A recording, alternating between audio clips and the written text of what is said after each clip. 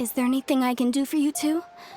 I'm afraid that Wangsheng Funeral Parlor isn't in the best state to receive guests. We've come to see Zhongli. Could you please tell him we're here? Unfortunately, Zhongli isn't here at the moment. It seems he went to Northland Bank. Doesn't the Northland Bank belong to the Fatui? Last time we saw Zhongli was before we went to the Golden House. Do you think he doesn't know about the attack on Liyue? Visiting the Fatui at a time like this could only mean more trouble. We had better go and make sure that everything is okay.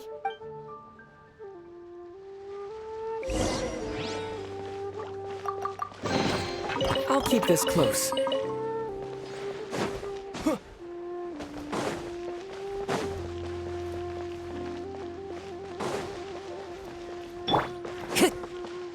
Into the wind. The key here is consumer psychology.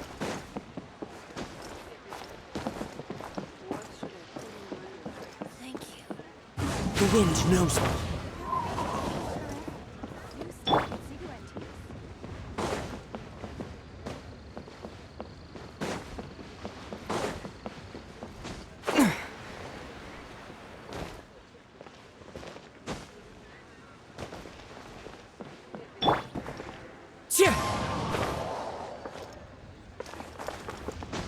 Follow the wind.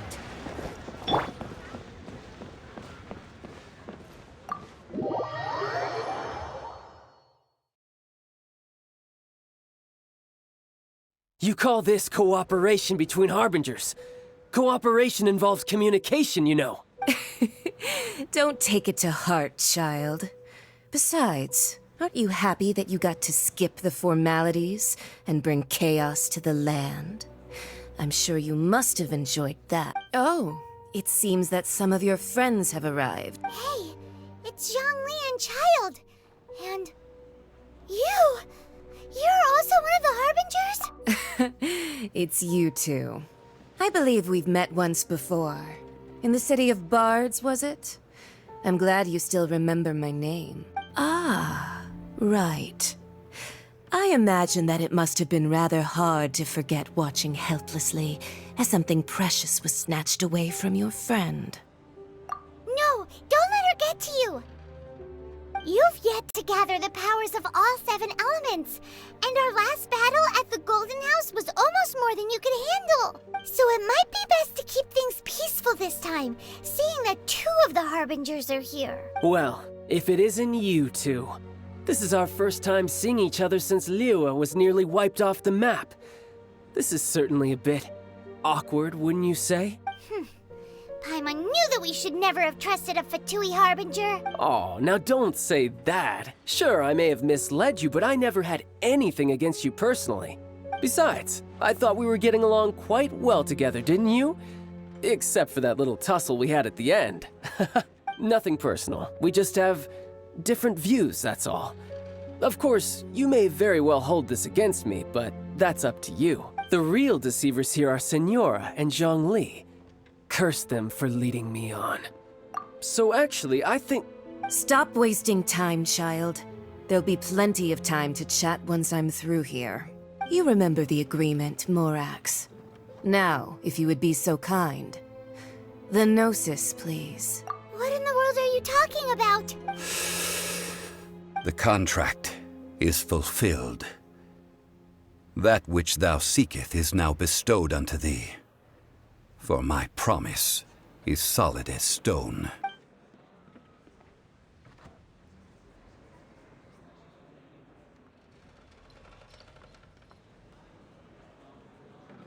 How sanctimonious. What? So you're the Lord of Chiao? No, wait! That's an exciting twist and all, but why give the Gnosis to the Fatui? I do not give it for free. I give it as agreed upon in the contract. For it is a matter solely between the Tsaritsa and I. Yeah, you don't think you went a little bit too far with that whole fake death thing? Everyone was preparing the ceremony for you, and splat! This big dragon falls out of the sky, and all of Liyue goes into an uproar. Talk about a disaster. Gathering all the forces that had been bubbling behind the scenes, and then stirring them together in a pot that was bound to boil over. That's what he wanted to see, am I right? Wait, what? Perhaps it's best that I explain. As you know, I've dwelt upon this world for more than 6,000 years. It is now 3,700 years ago that I founded Liyue together with the Adepti. Even boulders that can withstand whirlpools will erode with the passing of time. I kept convincing myself that cracks had not begun to form, and that the end of my time had not yet come, until one drizzly day, as I was strolling along the harbor, I heard a merchant tell one of his workers, "You finished your duties. Go ahead and call it a day." I stood motionless among the crowds, asking myself, have I already finished my duties? Oh, Zhongli. But as I began to consider relinquishing my divine role, I soon discovered that many reasons still remained to not hastily depart. Was Liyue, the city I had dwelt in for so long, already prepared to enter its next age? I decided that a test was needed in order to reveal the answer, so I feigned my own death and gathered the cast of Child, the Adepti, and the Liyue Qixing to play their roles together on the stage that was Liyue. That's right, which is why I continued to safeguard the Gnosis until now. So you mean that if the chaos ever reached the point of no return, you would simply appear and use your divine powers to bring Liyue back under control? Of course. And it would have been all too easy for him, too. Just as a child quickly matures after losing their parents, so has Liyue matured when faced with the death of its deity. In the end, the resolution to all that has transpired was even more satisfactory than I could have hoped for. Take the Adepti, for instance. Owing to their years of seclusion, they were the least informed. Yet when faced with a crisis, they commendably showed the greatest amount of restraint possible. Not only did they manage to cooperate with the Qixing, but in the end, they even made efforts to understand the hearts of the people.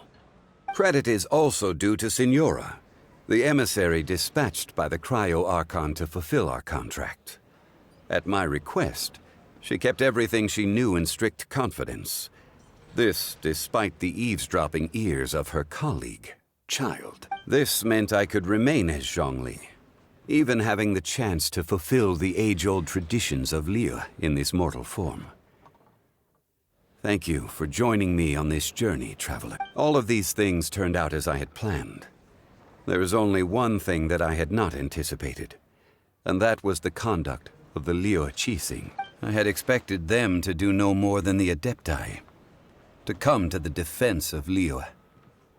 But when all was said and done, they seized the opportunity to supplant Liyue's divine protectors, and used the subsequent power vacuum left by my death to quickly gain complete control of Liyue. Huh? That doesn't sound good at all. On the contrary, I think it is excellent. I had always feared that it was too soon for them to take over from me, and it was also that which I longed for the most. As such, this is the best parting gift anyone could have given this god of old. Hey, what about me? Doesn't anyone feel the least bit of remorse for deceiving me? You've practically kept me in the dark. I think that thanks would be more appropriate. You certainly played no small part in all of this.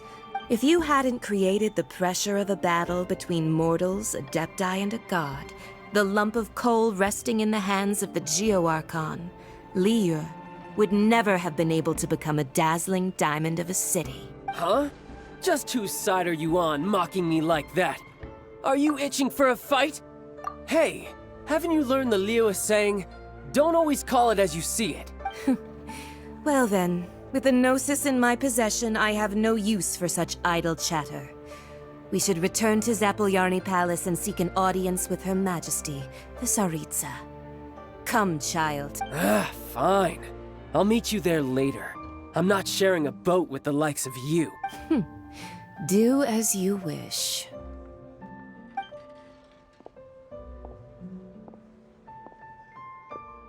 Now then, Is there anything else you wish to ask me? Right! As Zhongli always told us, a good trade is a fair trade.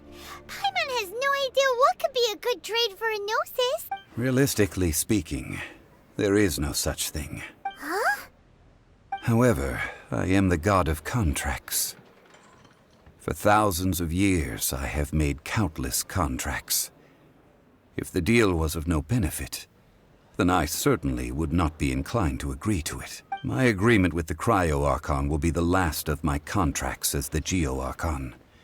My contract to end all contracts. As for the bargaining chip that the Tsaritsa used to balance the scales, uncover that answer for yourself in your future journeys.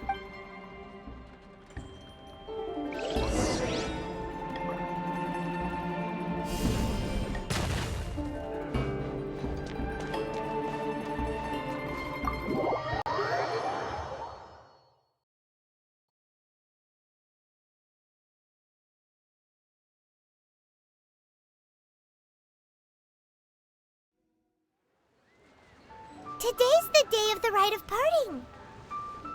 Although the star of the show is fake, we've spent so much time trying to organize it, it would be a real shame not to go there now.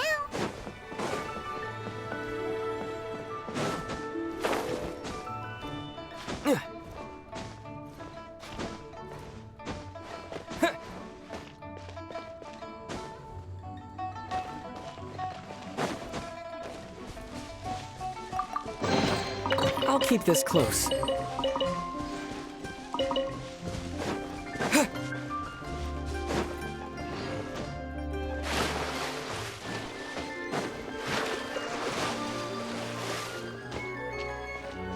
You know that god from the ocean couldn't have just shown up out of nowhere. I mean, it's been 2,000 years since Rex Lapis subdued it. Yes, and to think that this happened right on the heels of the incident with Rex Lapis, too. Say, do you think the person who assassinated our lord and released that evil god might have been one and the same? Now that you mention it, that's very possible. Yes, it's very possible indeed. I mean, it all fits together. That person must have colluded with the evil god to harm Rex Lapis. Still, what sort of supernatural prowess must this person possess to be able to do such things? Ah, forget it. Guessing's no use to us. Look, the Millilith over there looks like he's about to make an announcement. Let's hear what the Ministry of Civil Affairs has to say first.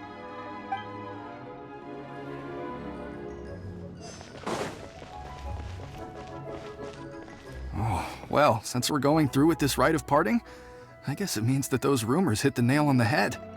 So Rex Lapis is really... But they didn't catch the culprit, did they? Oh, come on. Do you think that the assassin could have been a normal person? You know what I think. I don't think any of the gossip on the streets you hear from those shady types is worth anything. There's only one real possibility in my mind. I've heard that the assassin was that Fatui fellow. Youngish, pretty high in rank. I think they called him Child. The Fatui? They certainly are very suspicious. Who knows what those greedy, crooked folks... Shh! Lower your voice.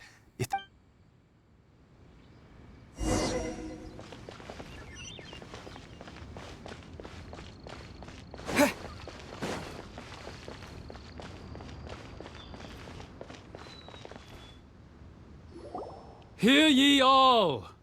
The Qixing's words. Though a dragon soars ageless as the mountains, it too must return to dust. This is common knowledge. Gods and Adepti live glorious lives, but both light and shadow have their season. So too must they face divinely appointed trials. Rumors and hearsay abound on the streets that Rex Lapis was murdered. Now, let the truth be revealed. Having been thwarted in his trial, Rex Lapis's soul has recouped the celestial heights. Nor are they to believe street-born rumors or indulge in baseless speculation.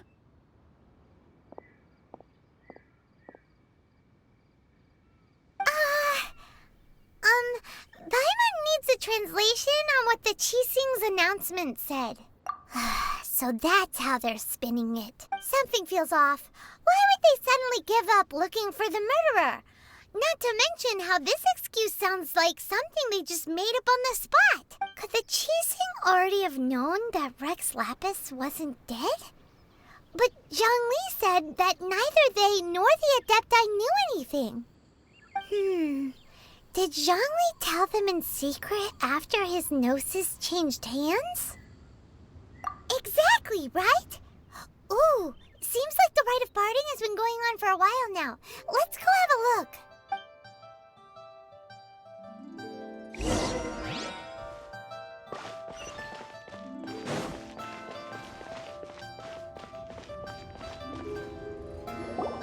Look, it's Ningguang and Keqing. Are they saying something? Are their speeches over? As said previously, Rex Lapis's soul returning to the heavens is the end of the contract. And it is also the end of an era.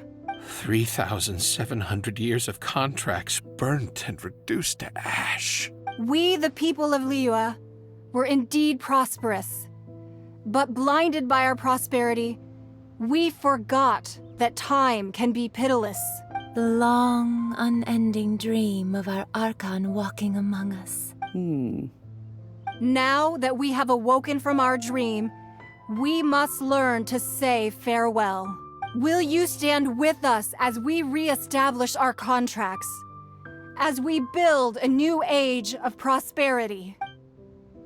So concludes the words of Her Eminence the Tianquan. Does Her Eminence the Yuheng have anything to add? Huh? Is she looking this way? Traveler. Yikes! She really is looking our way! Is that the traveler who they say defeated the ancient god? So young. The Liyue Qixing always repay their debts.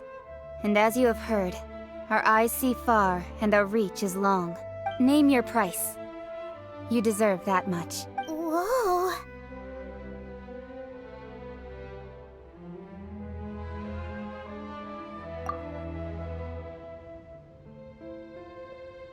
Well, could you help me put up some missing person posters?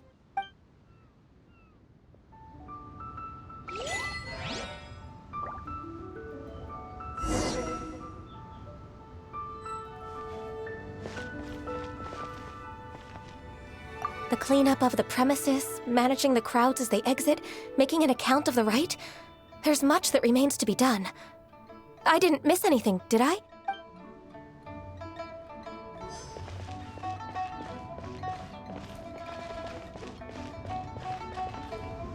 As for the mortals and Adepti of Liyue, what shape shall our relationship take from now on?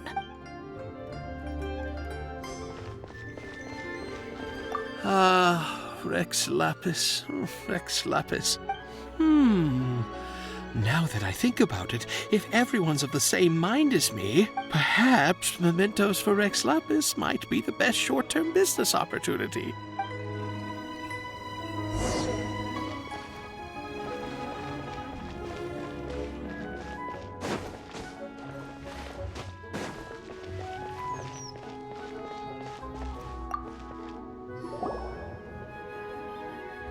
Hey, Zhongli! Look at this. Everyone in Liyue is caught up in their emotions, thinking that they'll never see Rex Lapis again.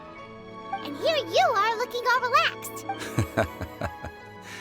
Why would I not feel more at ease after laying down the burden I have borne for 3,700 years? Right.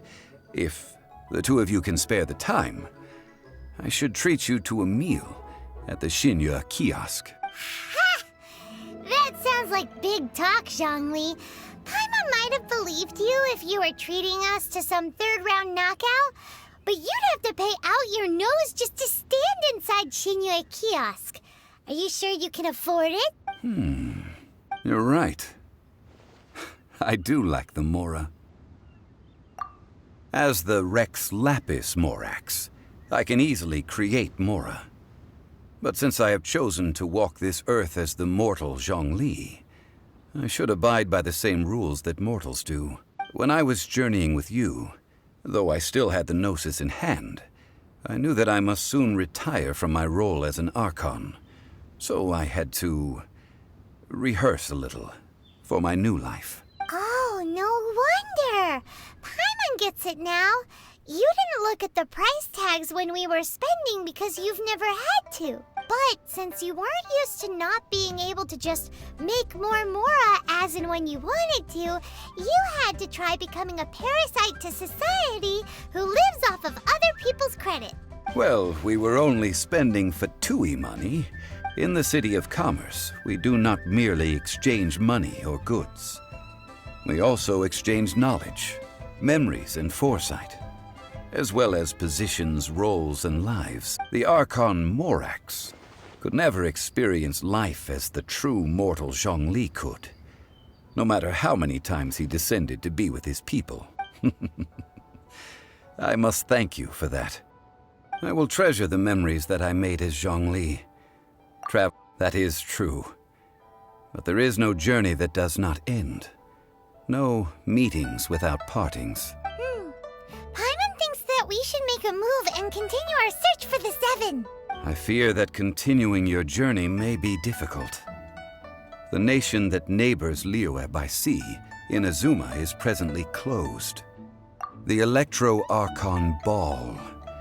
And just as the people of Liyue preferred to call me Rex Lapis, she too goes by another name among locals in Inazuma. Paimon thinks we've heard that one before. Right? That is the case. And since Raiden is also the Shogun of Inazuma, people call her the Raiden Shogun. That said, though people at the wharf were saying that the situation in Inazuma is very tense, Paimon doesn't remember that always being the case. It wasn't that bad last year. Zhongli, since you're Rex Lapis, shouldn't you know something about what's happening there? Just how did Inazuma become a closed nation? It's because of visions. Visions? When faced with circumstances beyond their control, humans often bemoan their lack of power. But if a person shows true strength of will at a desperate and fateful moment in their life, the gods will look upon them with favor. This is what visions are. Magical foci bestowed upon those who have been acknowledged by the gods. Uh-huh. That's how people in Teyvat see it. But starting from last year, the Raiden Shogun began promulgating the Vision Hunt Decree. Vision Hunt Decree? Yes. It was an order to seize all visions within Inazuma's borders, and to inlay them upon the hands of the statue of the omnipresent god. They want to seize visions. But why? Aren't visions blessings from the gods? I should think that in the Raiden Shogun's eyes, it is precisely because they are divine blessings that they should be under the sole dominion of divinity.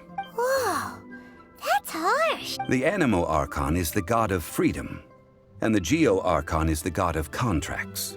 For her part, the Raiden Shogun is the god of eternity. It seems as though she has finally decided to eliminate any unstable elements that could pose a threat to her eternal realm. The fact that even I, the oldest of the seven, have now passed away, will only strengthen her resolve to pursue eternity. Knowing her, she must have again quoted that adage she is most fond of when proclaiming that decree to her people. 7 ideals for 7 gods. And of these, eternity is nearest unto the heavenly principles. All right then. Was there anything else you wish to know? Yeah, about that. Before the Qixing made their announcement, we listened to a lot of people talking on the way. Most of them put the blame for everything on Child. These are indeed false accusations. But it remains undeniably true that Child did send people to the Jade Chamber to prevent the Adepti and the Qixing from defeating the ancient god. I've heard that Ningguang is busy milking that for all it's worth on the foreign relations front at the moment, browbeating the envoys of the Fatui. Ha! Those poor Snezhnayan diplomats. If it were not for Child's exalted position as a harbinger, I'm certain that they would have shifted all the blame to him and called for his dismissal by now. All right then. Was there anything else you wish to know? Well then, I suppose you'll have to find a way to get inside this closed nation. Have patience. I suspect that some serendipity must first come into play.